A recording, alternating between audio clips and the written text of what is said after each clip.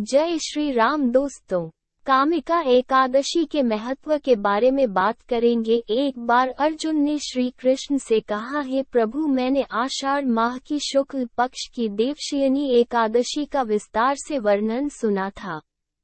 आप मुझे श्रावण मास के कृष्ण पक्ष की एकादशी की कथा सुनाने की कृपा करें। इस एकादशी का नाम क्या है और इसकी क्या विधि है? इसमें किस देवता का पूजन होता है?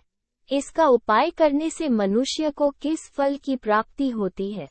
भगवान श्री कृष्ण ने कहा, हे श्रेष्ठ धनुर्धर, श्रावण माह की एकादशी की कथा सुनाता हूँ, ध्यान से सुनो। एकादशी की कथा को पितामह ने लोक हित के लिए नारद जी को सुनाया था। नारद जी ने कहा था कि पितामह, आज मेरी श्रावण मास की कृष्ण पक्ष की एकादशी की कथा सुनने का मन है, अतः आप मुझे इस व्रत की कथा को विधान से सुना दीजिए। नारद जी की इच्छा को सुनकर भीष्म पितामह ने कहा था, हे नारद जी, आपका बहुत ही सुंदर प्रस्ताव है। भीष्म पितामह ने कहा, हे नारद जी, आप इसे बहुत ही ध्यान से सुने। सावन मास की कृष्ण पक्ष की एकादशी का नाम कामिका एकादशी है। इस एकादशी की कथा सुनने मात्र से ही वाजपेय यज्ञ के फल की प्राप्ति होती है। कामिका एकादशी को शंख, चक्र और गदाधारी भगवान विष्णु की पूजा होती है।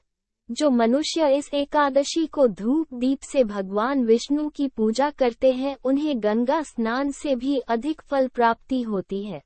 सूर्य और चंद्र ग्रहण या केदार और कुरुक्षेत्र में स्नान से जो फल की प्राप्ति होती है, उससे भी उत्तम फल की प्राप्ति इस व्रत और भगवान विष्णु की पूजा उपासना से होती है। यदि भगवान की उपासना भक्ति न हो सके तो श्रावण मास की कामिका एकादशी का उपवास करना चाहिए।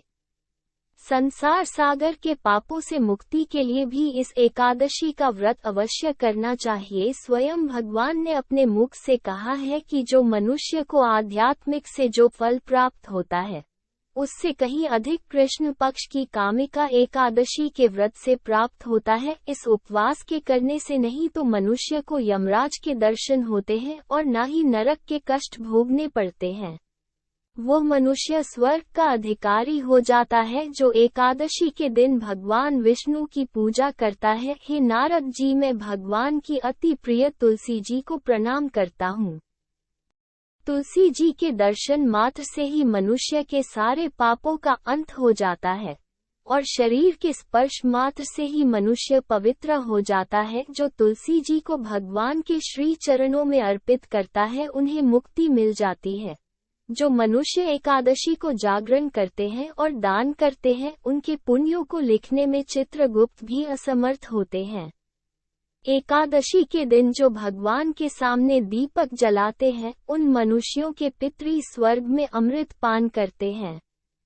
कामिका एकादशी के व्रत कथा के अनुसार एक गांव में एक वीर क्षत्रिय रहता था और एक दिन किसी कारणवश एक ब्राह्मण से उसकी हाथापाई हो गई और उसके हाथों उस ब्राह्मण की मृत्यु हो गई। अपने हाथों गलती से उस ब्राह्मण की हत्या होने के बाद वो उसकी क्रिया अपने हाथों से करनी चाहिए, लेकिन ब्राह्मणों ने कहा कि आप यह नहीं कर सकते क्योंकि आप पर ब्राह्मण हत्या का दोष है।